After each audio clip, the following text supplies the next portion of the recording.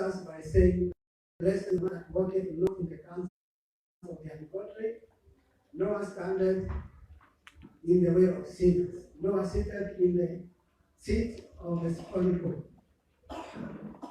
Heri mtu yule asiyekwenda katika shauri la wasio haki, wala kusimama katika njia ya wakosaji, wala kuketi barazani na wenye mizaha. Now we start by that one, blessed. Other translations will say, happy are you. This is to say, there are things that bring happiness into our lives. There are things that bring happiness into our lives, and that is also what we are trying to get from the psalm that we are reading last Sunday, Psalms 119. We are trying to see what that which can bring happiness to our lives. And then sometimes, when we look into the world, we will get deceived. We will be deceived. We will be cheated, because whatever brings happiness to the world will not necessarily be the true happiness. May not be necessarily be the true blessing. The true blessing, the real blessing, is what we are now reading from the Word of God, that blessed is the man that walketh not in the counsel of the ungodly. That is to say, you need to be careful, those whom you listen to, those who are your close friends, those whom you belong to the company with. When you think about Peter, the Bible says that when he was rescued by the angel from the prison that he was in, he went to his own company. He went to his own company. He went to his own company. In other words, he went to the people that they used to live together, people whom they shared issues of life together, things that are of value, they shared them together. And therefore, in this life, if you want to live a blessed life, then you must choose your friends carefully. You must choose your friends carefully if you want to live a blessed life. Because you have been told it does not go along the side of the ungodly. People who have refused God should not be members of your company. People who have refused to live according to the word of God should not be the people who are counseling you, who are telling you what you are to do. We have seen people who have missed the way by counsels that they have received from others. We have seen people who have erred from the word of God, who have not done what God wanted them to do because of counsel they received from people who were ungodly. A person who is godly will counsel you according to the word of God. Mtu ambaye anamuogopa Mungu atakupatia mashauri ambayo yanalingana na neno la Mungu. Kwa hivyo mama, msichana, kijana, mzee ulioko hapa, wewe ambao unanisikiliza neno siku ya leo, lazima ujiulize, huyu mashauri haya ananipatia yatanisaidiaje? Yatanielekeza wapi? That is what Psalms chapter 1 is trying to tell us. Because it is also saying, no study in the way of sinners. Studying is another way of fellowshipping with people. People who don't mind the word of God. They live a sinful life. You need to be careful that you are not to spend your time with them. You are not to stand together with them. In the world that we are living in, I believe we have maybe gone to a place where people may be working together. For example, here in town, when you go to the stage, there, you may get people who are staying together. Now, if you are a different person from them, you must show that the difference. When they start discussing things that are against the world, you need to remove yourself from them. Let them know that when they discuss things which are according to you as nonsense, calling to you are things that don't glorify God, you need to be taking time away from them. Let them understand you have left them because of what they have started discussing. But you cannot just stay there when they are talking, maybe that things, when they are talking that, using that language, and you are there, standing there, together with them. Our way of life must reflect what we believe. Our way of life must respect the God we believe in, the Jesus that trust in, our way of life. And therefore, verse 2 now is telling us, but is the right is in the law of the Lord, and in his law doth he meditate day and night. Bali sheria ya Bwana ndiyo impendezayo, na sheria yake huitafakari mchana na usiku. This man, we are being told, is the right. What makes him happy? What he goes after? What do you go after? What delights you? Yeah? What makes you feel good? What is that which makes you feel good? Here we are being told, this blessed person. Remember, we are talking about a person who is blessed. A person whose life is going to be blessed. A person who is going to be happy according to the standards of God, according to the standards of God. Tunajaribu kuona yule mtu ambaye ataishi maisha ambayo ni ya furaha, si kutokana na hali ya dunia, si kutokana na vile watu wanasema, bali ni kulingana na vile neno la Mungu linasema. Kwa hiyo huyu mtu atakayeishi maisha ambayo ni ya kubarikiwa, maisha ambayo ni yenye furaha, ni yule ambao anajipendeza ama anapendezwa na neno la Mungu. This is a person who delights in doing what the word of God says, in following instructions or things that he has learned or has been taught from the word of God. And we are being told he meditates upon this word day and night. Now, if you want to know where your life is going, think about things that you think when you awake at night. When you awake at night, what are those things that come into your mind? Those things that come into your mind during the night when you sometimes you lack sleep, are those things that are showing you exactly where you are going. I normally give this testimony that when I was not yet born again, when I had not surrendered my life to the Lord Jesus, there were things that were, one of the things that was disturbing me during the night was that I used to dream going below. Nilijipata nikiota nikiwa ninateremka chini. Nilijipata nikiota hivyo mara nyingi. Na nilikuwa ninastuka ni wapi huko ninaenda huko chini.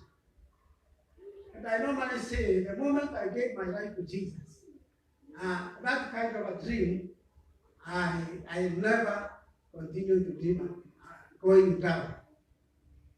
And therefore, that going down was showing me that I am actually going to the devils. I am going to where, because the devil, he is part of you kusini. The devil is part of you chini. So because I was not born again, I was going to the devil. That's what that dream was showing me. But the moment I gave my life to Christ, when I awake at night, I normally start thinking about the word. I normally start doing what? Meditating upon the word.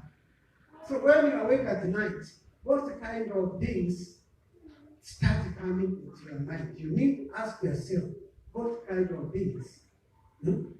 Is it the word of God which comes, you start meditating? Is it the word of God which starts coming out of you?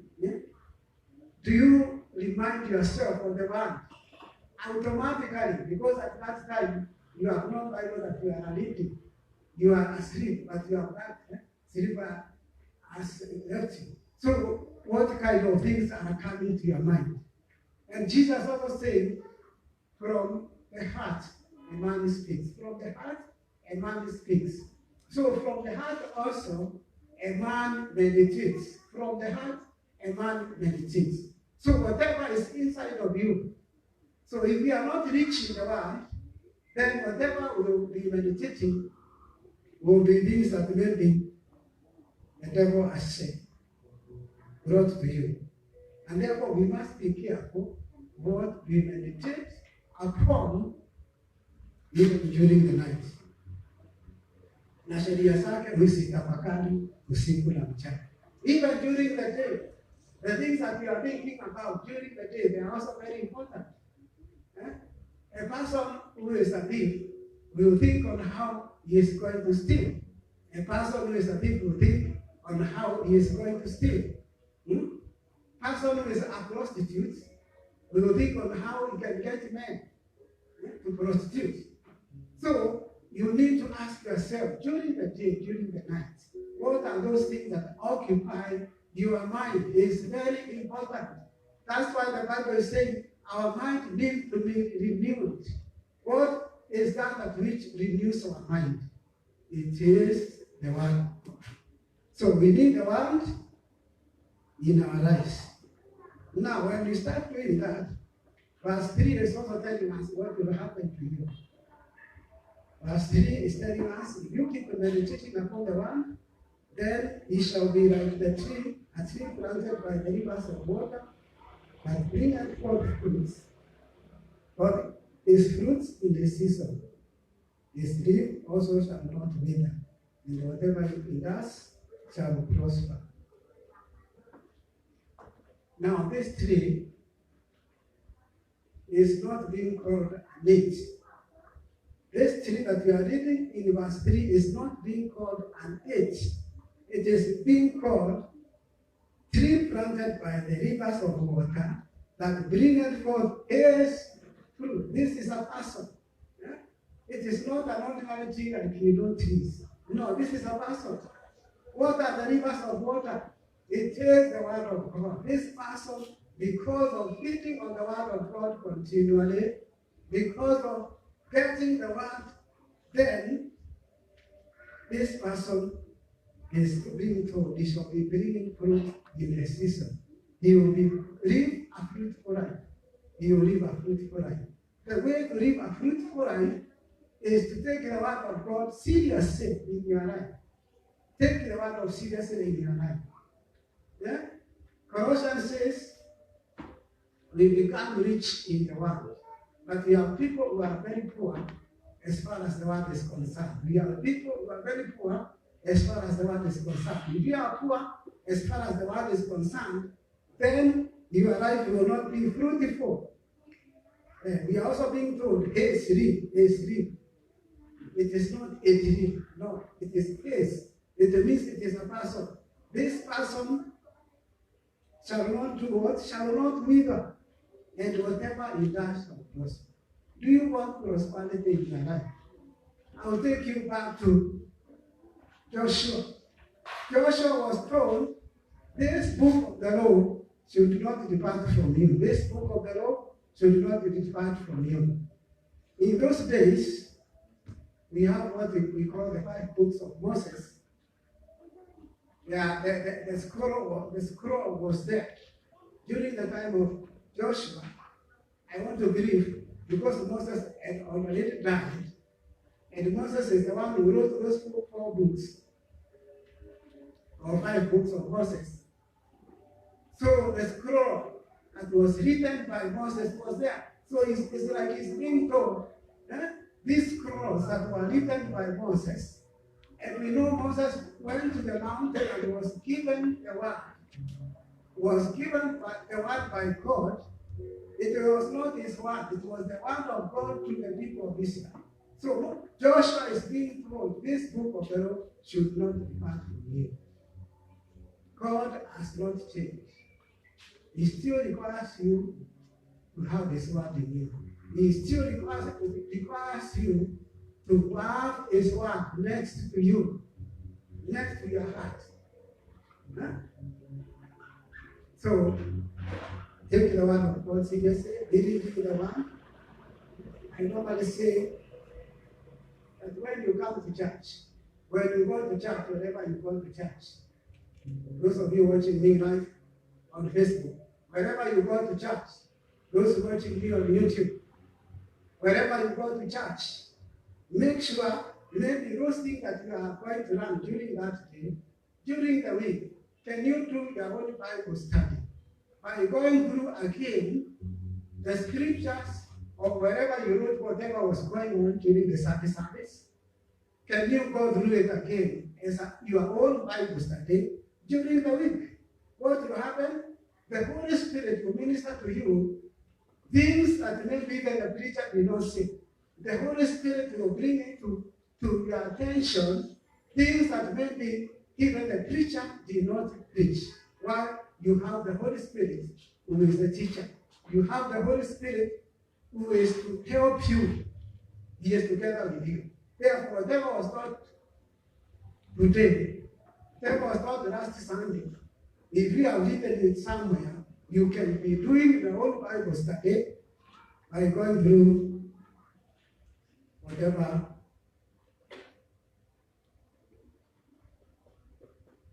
So let me finish by passing verse 5. When you go to verse 6, Psalms chapter 1, there's only 6 verses.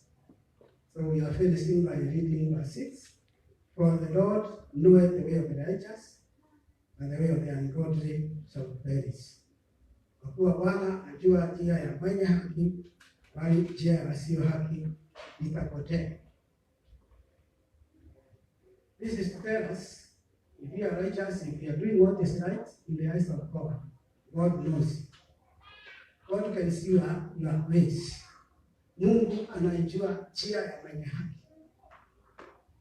Mungu anaijua njia ya mwenye haki. Kusema anaijua njia yako ni kusema He will bless you. At the end of the day, God will bless you. God will see you through in whatever you are passing through. Those challenges that you are going to face as a righteous person, God is going to fight for you. God is going to show you the way out, just as He did to the people of Israel. Therefore, God knew the way of the righteous, but the way of the ungodly shall perish.